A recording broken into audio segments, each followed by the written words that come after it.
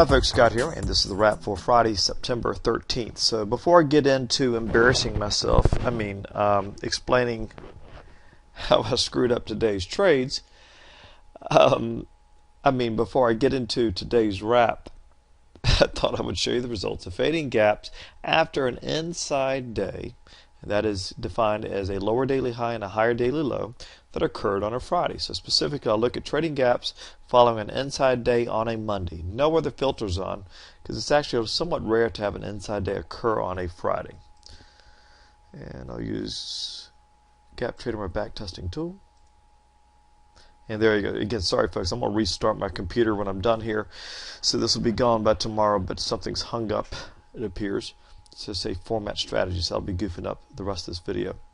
But one thing you can see is there's a slight odds for gapping down, right? These are long trades, and those odds are actually fairly weak. It's been a money loser historically, a profit factor of only 0.5 and a much lower than average win rate, only 57-58% versus a typical 70% gap fill win rate for a gap on any given day. However, a gap up has above average win rate, 17 of 21, and has made a bunch of money historically. So clearly a short bias for fading gaps when following an inside day that occurred on a Friday.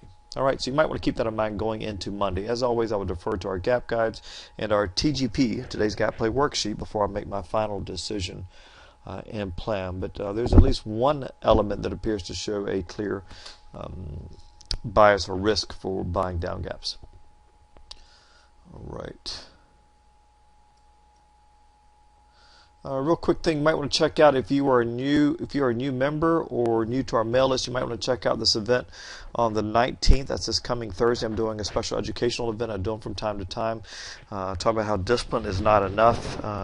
You may have received or might receive or should receive an email this weekend if you're on our mail list, talking about Bernie, a gentleman I've known for a while, and I've relayed his story, so I think you'll find it very interesting, and you might pick up a few things as well. So sign up via that link right there. You can go right there to learn more. All right, going into today, let me show you what the odds showed from our worksheet. It favored shorting an up gap. We end up with small up gaps across the board, and you can see the opening area between the high and the close, which is primarily following so yesterday was a down day for the DOC zone and the DHO zone. Those two zones combined to make this area after a down day really good odds. And Fridays in general are good for shorting up gaps. So it met my criteria of 60 and 1.3, so you pretty much know I'm going to be trading it. There were no unique day factors nor unique patterns in play that I had to worry about. And the DOC zone was just really strong.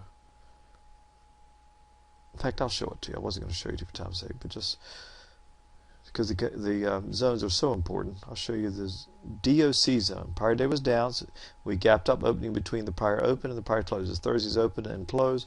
Z contract reminder we've already rolled. And the weighted average for my three systems showed really strong numbers, 75% at 1.6. So the number for the opening area combined these two zones, right, the DHO and the DOC.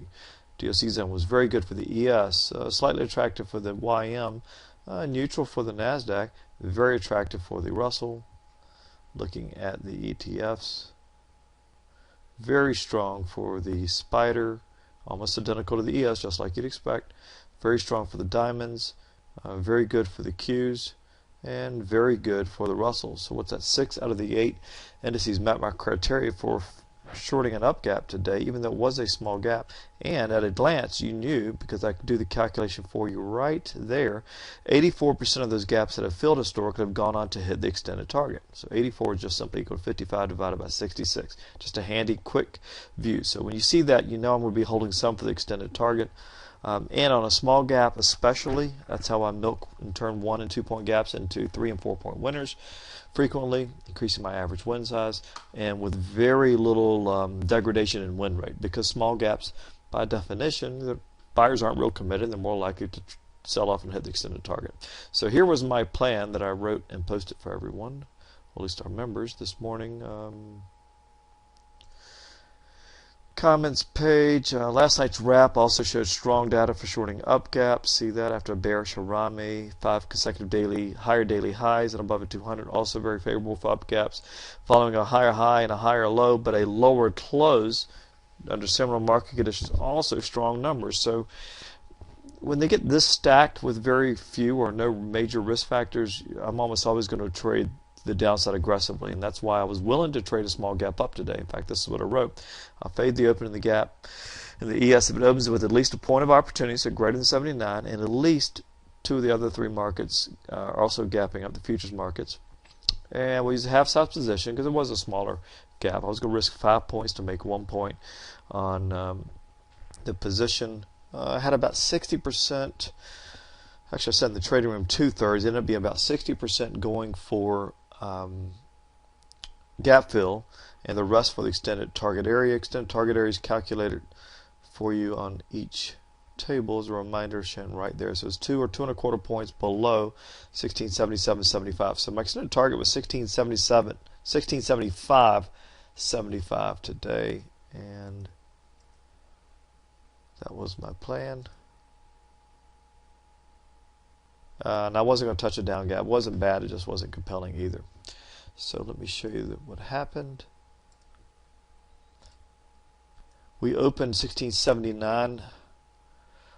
Similar scenario to yesterday, where literally it traded, opened right on my line, and before I could cancel it, I got filled. I left it alone. Actually, I just realized just now that I thought it opened at 79.25. It was the first time I realized it. Bottom line, it opened right at my minimum level, and as soon as I got filled, I looked at the price action or saw the closing variance. This is a minor point but important. In a relative sense, the ETFs would fill at the top of that big bar there. That's a 4 p.m. close. So that was 77.25. And normally if one gap fills in one index, the other ETF or the other index will also fill. So I decided to split the difference and eke out another couple ticks. So I went for 77.50. Well, as my luck would have it, it went to 77.75. My original target was 78, but right after the open I moved it, and that's not uncommon for me. I explained trading room exactly what I'm doing, and then it bounced. I'm like, oh geez. So I wasn't, while I had part of my position going for the extended target, I really didn't want to move my target away and then have to take a chance on getting stopped out up here and losing 5 points on a trade that essentially worked. So I really caught myself in a little bit of a pickle. Explained and processed it to death in the trading. It just wasn't worth it to me to carry on any more risk. I was just chalking it as bad luck. Tightened my stops to just above the high of the first 10 minutes there, and was stopped at 81 for -2 points. Stopped at 81 for -2 points on a trade that hit my original target but missed me by a tick. So that's my proximity rule.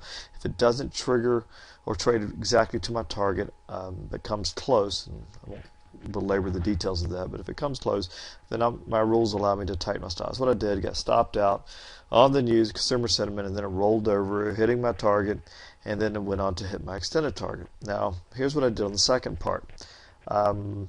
My original target, I told you, was 75.75. Well, after I was stopped out up here, as soon as that happened, I told folks that this was an intentional target. The data was good enough favoring extended target. I was willing to risk 5 points to make 3 points down here, and I was going to leave it alone, the entire position. So I could have lost even more than that, but it didn't. It rolled over after the news. What I decided to do was to try to manage the trade and ride it a bit further, because there was confluence here. If it broke down and got to 76, I thought we'd likely test the lows or the area above it. So I moved my target all the way down to 75, an extra 3 ticks, just 3 ticks. Rationalized the odds were greatly in favor. I'd make it all the way down there, and by making 75, I'd make +4 on basically the last third, a little bit more than that, and only lose 4 in the other 2/3 for a scratch trade, basically itsy bitsy winner, which would have been a nice way of to capture this trade or recover from this trade. Well, I kid you not, it went to 75, did not fill me. It filled some people who front run me. In fact, quite a few folks milked some or all the position for the full extended target because they like the extended target odds. In fact, let me show you some commentary from my trading room. Actual commentary, you can read through some interesting discussion points. But you can see people were making 3.5 points. There's +7. Probably combining the gap fill plus extended target there for JL Smanders +3. He's new to the trading room, and so on. I mean, it was unbelievable, really unbelievable. So I was trying to think of the right title for this webinar or this wrap. I thought, well, maybe we'll call it "How to Snatch Defeat from the Jaws of Victory." That's apropos for today because that's exactly what I did. How to screw up absolutely excellent probabilities. Yep, that would work for today. How an educator can underperform his members. In fact, one of our members pointed that out somewhere in here. Oh, here it is. That's Edge's comment there.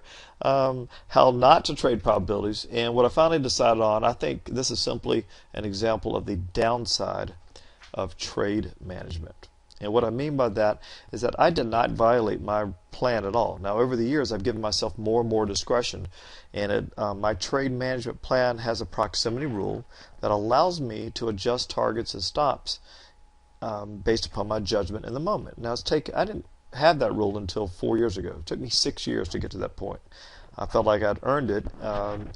And I will admit, in my own testing and actual real-world trading, I've tracked it, and it's cost me a little bit of money in theory, and I'll explain that in a moment, but it's cost me a little bit of money in reality over the long term because of exactly these scenarios. You tighten your stop, you're more likely to get a hit. Odds were still good. It was going to come down there.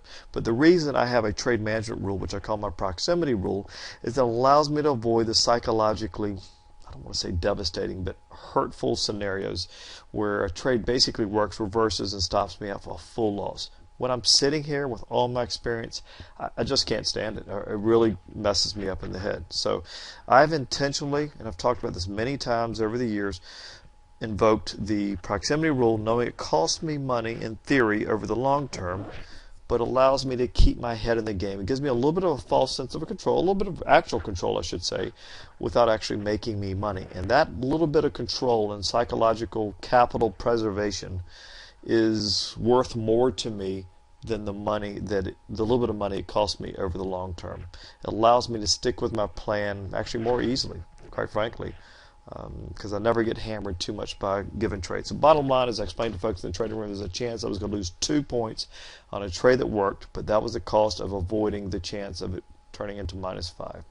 So I was just got the short end of the stick today. I mean, it really was rotten luck. It went precisely to my target. I said 1675.00. Someone said only about 200 contracts traded there.